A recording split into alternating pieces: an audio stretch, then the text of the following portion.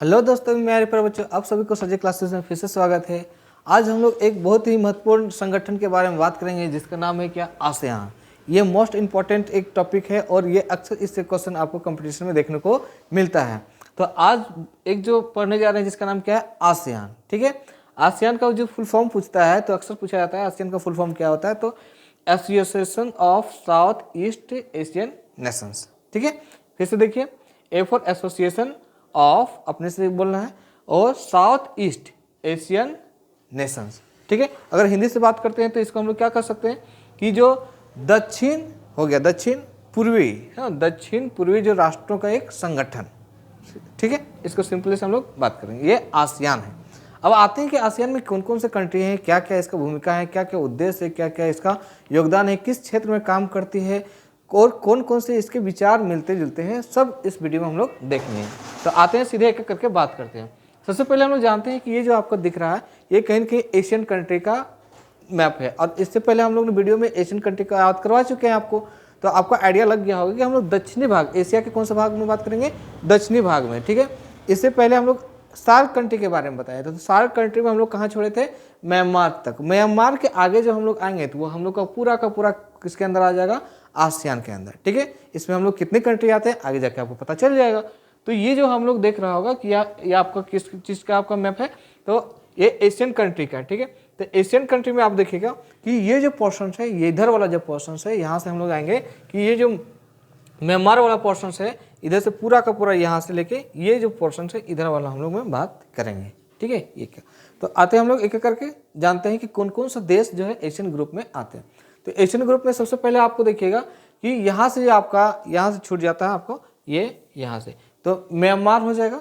उसके बाद यहाँ पर आप देखिएगा थाईलैंड, फिर आपका क्या होगा लाओस, इधर से क्या हो जाएगा आपको कंबोडिया। ठीक है, इसके बाद यहाँ से अगर आप बात करते हैं तो सिंगापुर एक जो होता है, सिंगापुर ऊपर से हम लोग आ जाएंगे। इसके बाद यहाँ पर देखिए वियतनाम हो गया, फिलीपींस हो गया, ब्रुनेई हो गया, ये सब से जो है इंडोनेशिया हो गया। ठीक है, तो ये सब जो कितनी जो कंट्रियाँ आ रही है वो सब कहीं ना कहीं क्या है, आपका आसियान कंट्री के अंदर आते हैं। तो आप गिन सकते हैं 1 2 3 4 5 6 7 8 9 और 1 10।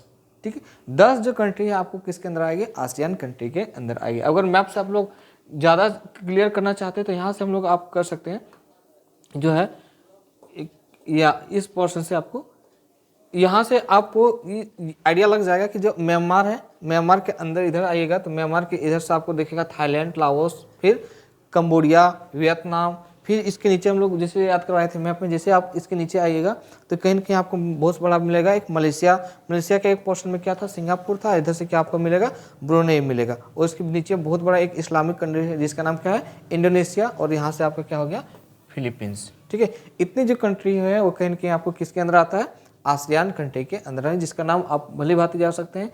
यह होगा म्यांमार, थाईलैंड, फिर आपको क्या होगा लाओस, फिर क्या होगा कंबोडिया। ठीक है, लाओस, कंबोडिया, और पूरा का पूरा घिरा हुआ कौन आपका, तो वियतनाम। इसके बाद यहाँ से जब ये पोर्शन टूटता है तो इधर से आपका हो गया सिंगापुर, उधर से हो गया ब्रुनेई, और पूरा का पूरा नाम क्या था, इंडोनेशिया। इसके नीचे आपको क्या हो गया, मलेशिया, और इधर से क्या हो गया, फिलीपींस। अब आते हैं हम लोग एक एक करके जानते हैं, इसका परिचय जानते हैं कि आखिरकार क्या क्या है। सबसे पहले हम लोग परिचय में इसका जानते हैं कि आसियान जो है वो की स्थापना जो है 8 अगस्त 1967 1967 में इसकी इस्टेब्लिश हुआ, इसकी स्थापना हुआ, कहीं ना कहीं इसका फॉर्मेशन हुआ। कहाँ पे, बैंकॉक, और बैंकॉक जो है कहाँ पे है, थाईलैंड की राजधानी जो है कैपिटल है कहाँ, बैंकॉक, और बैंकॉक में इसकी स्थापना 8 अगस्त 1967 को 1967 को हुआ, इसलिए 8 अगस्त को हम लोग आसियान दिवस के रूप में भी मनाते हैं। आगे आते हैं, आसियान के संस्थापक सदस्य में कौन है, मतलब संस्थापक जब वो स्टार्टिंग हुआ था, जब आसियान बना था तो उसमें 10 कंट्री नहीं थी, तो उसमें कौन कौन कंट्री थे जो मिल के क्या आसियान का बनाया था। तो उसमें से बनाने वाले जो कंट्री थे उसका नाम पहला क्या आपका, इंडोनेशिया, मलेशिया, फिलीपींस, सिंगापुर और थाईलैंड। ये देखिए क्या होगा, 1 2 3 4 5 5 कंट्री ही मिलकर इसका स्थापना की गई थी 1967 में जो हुआ था। तो उसमें 5 ही कंट्रियाँ थे, कौन कौन, मलेशिया और इंडोनेशिया, मलेशिया, फिलीपींस, सिंगापुर और थाईलैंड। इसके आसियान का क्या घोषणा जो है, आसियान घोषणा जो था, बैंकॉक घोषणा जिसे भी कहते हैं, पर हस्ताक्षर के साथ की गई थी। वहाँ पर एक जो घोषणा बना था, उस घोषणे में इस सब ने क्या किया, सिग्नेचर किया, हस्ताक्षर किया, और इसने एक संगठन का फॉर्मेशन किया जिसका नाम क्या था, आसियान। तो आसियान में जब बना था उसमें पूछेगा कितनी कंट्री थे, तो ओनली 5 याद रखिए। क्लियर है। इसका लक्ष्य क्या था कि जो देशों में स्थिरता और आर्थिक विकास को बढ़ावा देना। दोनों याद रखिए, स्थिरता कि जो बहुत सारा जो अनडिजास्टर कुछ ऐसे होते थे जो कि एक देश मिलकर नहीं कर पाते थे, तो वो दक्षिण एशियाई की जो कंट्री थे उस आपस में एक क्या किए, दक्षिण पूर्व एशियाई की जो कंट्री थे उस आपस में समझौता किया, और उसका यही लक्ष्य था कि हमारी जो आर्थिक विकास जो हो रही है उसमें समन्वय बने रहे, स्थिरता बनाई रहे। कोई देश अगर वह पिछड़ रहा है तो उसको सहयोग करके हम लोग क्या करें, ले दे के चलें। यही इसका क्या था, लक्ष्य था किसका, आसियान का। आगे आते हैं। अब हम लोग देखो कि अगर इसकी सदस्यता की बात करते हैं तो जैसे आसियान में जो आया जाता है, आसियान में जो 10 कंट्री है, उस 10 कंट्री में अल्फ़ाबेट देखा जाता है कि कौन सा कंट्री का, कौन सा देश का नाम पहले आता है, कौन सा अक्षर। मान लो कि हम लोग कंबोडिया पढ़ रहे हैं तो कंबोडिया में के आ रहा है, तो कहीं ना उसको आगे मिलेगा। फिलीपींस क्या आ रहा है, पी आ रहा है, तो कहाँ आ जाएगा, पीछे। तो अल्फ़ाबेटली तरीका से इसका अध्यक्षता दिया जाता है, प्रत्येक साल होती है। वही लिखा है कि सदस्य राज्यों की अंग्रेजी नामों के वर्णमाला क्रम के आधार पर इसकी क्या दिया जाता है, अध्यक्षता कहीं ना कहीं ये ऑर्गेनाइज करता है। प्रतिवर्ष होता है और वह बदलती रहती है, वो प्रत्येक बार वो कंट्री, अलग अलग कंट्री में इसका ऑर्गेनाइजेशन होता है, वहाँ इसकी मीटिंग होती है, लोग इसका करते हैं। तो इसकी जो भूमिका निभाती है, इसका जो अध्यक्षता होती है, वह किस, उस कंट्री के अंग्रेजी नामों के अल्फ़ाबेट वर्णमाला के अनुसार चलता है। इसके बाद लिखा है कि विश्व की सबसे बड़ी अर्थव्यवस्थाओं में से एक है कौन, आसियान। आसियान की बात करें तो वही है। और क्या करना है कि ऐसा माना जाता है कि अगर हम लोग 2050 तक बात करते हैं, 2050 तक, यह विश्व की चौथी सबसे बड़ी अर्थव्यवस्था के रूप में कहीं ना कहीं ये आ जाएगा। ये रखा गया है इसका लक्ष्य कि हम लोग जो कंट्री हैं, वो दक्षिण पूर्व एशियाई वाला जितने भी राष्ट्र हैं, 2050 तक हम लोग सब मिलके एक बहुत अच्छा अर्थव्यवस्था बना सकते हैं, और कहीं ना कहीं चौथी जो पोजीशन हम लोग पूरे विश्व में स्थापित कर सकते हैं। ये इसका था लक्ष्य थे। आगे आते हैं। अब इसका सदस्य जैसे हो गया, पहले तो 5 था स्टैब्लिश, जब 1967 में बन के रेडी हुआ था 5 ही था। अब इसके सदस्य देश बढ़ने लगे, ठीक है, सदस्य देश बढ़ने लगे। तो अभी जो फिलहाल है आसियान में कितने देश है, 10 दक्षिण, तो आसियान 10 दक्षिण पूर्वी एशियाई राष्ट्रों का एक संगठन है। तो अभी फिलहाल कितना है, 10 है। तो 10 में दक्षिण पूर्वी एशियाई राष्ट्रों का एक संगठन है। ये राष्ट्र कौन कौन है, पहले देखिए, ब्रुनेई है, कंबोडिया है, इंडोनेशिया है, Laos, Malaysia, Myanmar, Philippines, Singapore, Thailand और क्या है, वियतनाम। जो कि आपको मैप में ऑलरेडी हम दिखा चुके हैं कि ये जो देश हैं ये सब किसके अंदर आते हैं, कहीं न कहीं आसियान कंट्री के अंदर आते हैं। कितने कंट्री है इसमें, 10 है, 10 राष्ट्र हैं।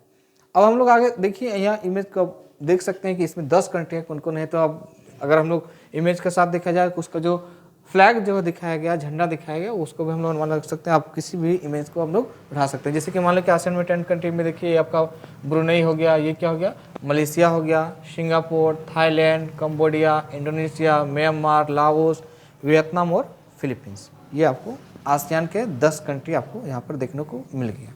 ठीक, अब आगे आते हैं हम लोग इसको।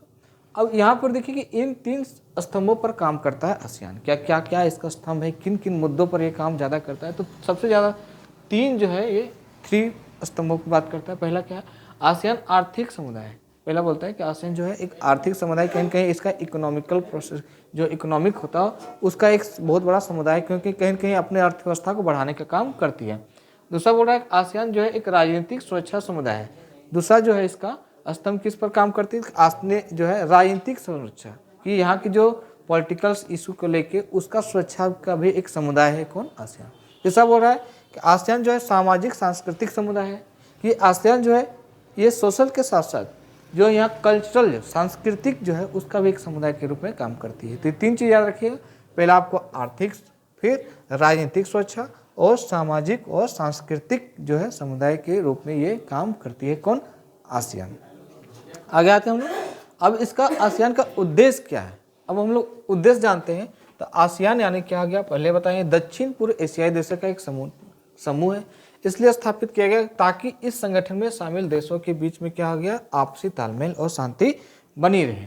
तो इसका मुख्य उद्देश्य क्या है उसको देखते हैं। सबसे पहले ये आसियान का क्या है कि इन देश में जो भी है, इन आसियान कंट्री के बीच में जो जो सदस्य देश हैं वह आपस में क्या तालमेल बना रखे। मान लो कि युद्ध हो गया, कुछ ऐसा वार छिड़ गया, तो अगर आपस में तालमेल नहीं रहेगा तो हो सकता है कि उसकी अर्थव्यवस्था पर इफेक्ट पड़ सकता है, प्रभाव पड़ सकता है।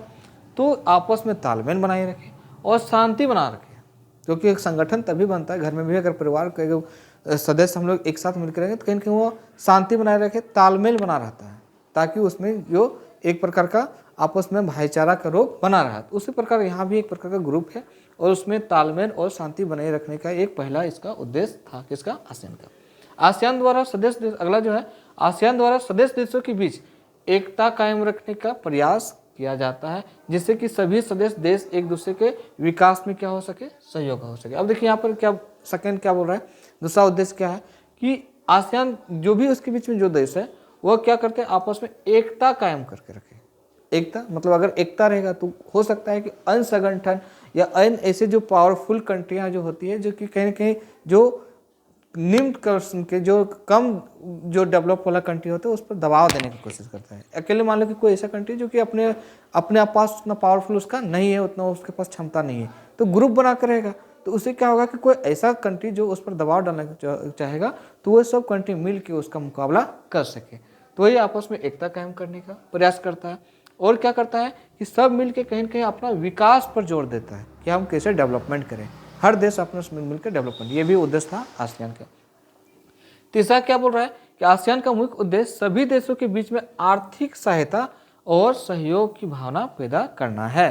कि और आसियान का क्या मुख्य उद्देश्य ये भी था कि जितने भी देश हैं, और भी देश और भी कंट्री हैं, सबके साथ आर्थिक इकोनॉमिक को लेकर सबसे ज़्यादा जो कंट्री का सबसे मेन मकसद होता है कि इकोनॉमिक कहीं कहीं अपना अर्थव्यवस्था को ठीक करे। अगर अर्थव्यवस्था ठीक रहेगा तो कहीं ना कहीं उस देश को डेवलप होने में या तो उसको जो ग्रोथ करने में बहुत ही सहायता होती है। तो आर्थिक सहायता, सहयोग और सहयोग की भावना, अगर सहयोग की भावना रहेगा तो आपस में सब कोऑपरेट करेंगे, अपने जो भी उसके बीच में जो समस्याएं हो क्या क्या करेगा, आपस में शेयर करेगी और कहीं ना कहीं सब मिलकर डेवलप करेंगे। तो ये तीन था किसका उद्देश्य। अब चौथा उद्देश्य हम लोग पढ़ते हैं कि आसियान का चौथा उद्देश्य क्या है। कि चौथा उद्देश्य हो गया कि राजनीतिक और सामाजिक विकास और शिक्षा, तकनीकी, ज्ञान, वैज्ञानिक क्षेत्र में सभी सदस्य देशों की उचित सहायता प्रदान करना है।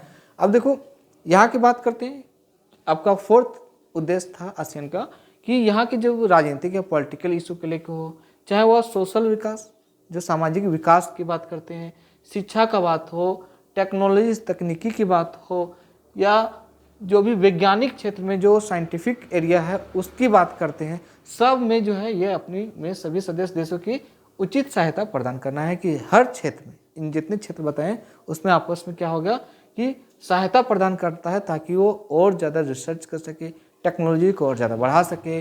साइंटिस्ट बढ़ेगा तो टेक्नोलॉजी बढ़ेगा, टेक्नोलॉजी बढ़ेगा तो अर्थव्यवस्था ही बढ़ेगा, अर्थव्यवस्था बढ़ेगा तो कहीं ना कहीं उस देश का विकास होना तय है। पांचवा उद्देश्य क्या था कि आर्थिक, सामाजिक, सांस्कृतिक, वैज्ञानिक और प्रशासनिक क्षेत्रों में जनता के हितों से जुड़े मुद्दों पर अपना सहयोग प्रदान करना। अब बात करते हैं हम लोग क्या हो रहा है कि चाहे वह आर्थिक हो, सामाजिक हो, सांस्कृतिक हो या वैज्ञानिक या प्रशासनिक, जो भी है, इन सब क्षेत्रों में क्या होगा, सबसे जो सबका जो हित होता है किसको लेके, जनता। अगर जनता खुश है तो कोई भी देश आसानी से क्या कर सकता है, डेवलप कर सकता है, कहीं ना कहीं वो सही रह सकता है। तो जनता के हितों से जुड़े मुद्दों पर अपना मैंने जनता क्या चाहती है, उसका हित क्या है, किस क्षेत्र में वो चाहती है बढ़ावा देने के लिए। जनता का अगर खुश किया तो समझो कि देश भी क्या हो गया, पूरी तरह से खुशहाल देश के रूप में जाना जाएगा। तो यही बोल रहा है, आर्थिक जैसे इकोनॉमिकल हो गया, सोशल हो गया, कल्चरल हो गया, साइंटिफिक हो गया, कहीं कहीं इसका जो प्रशासनिक जो है क्षेत्र में, जिससे कि हम लोग को इस क्षेत्र में क्या करना है, सुधार करना है, इसका देखना है। अगला हम लोग आते हैं 6 में। इतना ही नहीं, कृषि व्यापार, अब हम लोग एग्रीकल्चर क्षेत्र में देखेंगे, ठीक है, चाहे वो कृषि व्यापार हो या उद्योग क्षेत्र में, इंडस्ट्रियल को लेकर हो, चाहे वो कृषि के क्षेत्र में है, विकास में भी क्या होगा, भागीदारी सुनिश्चित करेगा, कहीं ना कहीं उसको में भी भागीदारी। क्या है कि अगर हम लोग देश में चाहिए तो कहीं ना कहीं अगर एग्रीकल्चर ठीक ठाक रहेगा और कहीं ना कहीं इंडस्ट्रियल एरिया ठीक रहेगा तो कहीं ना कहीं वहाँ भी क्या होगा, आपको बहुत ज़्यादा वो डेवलप करेगा साथ में।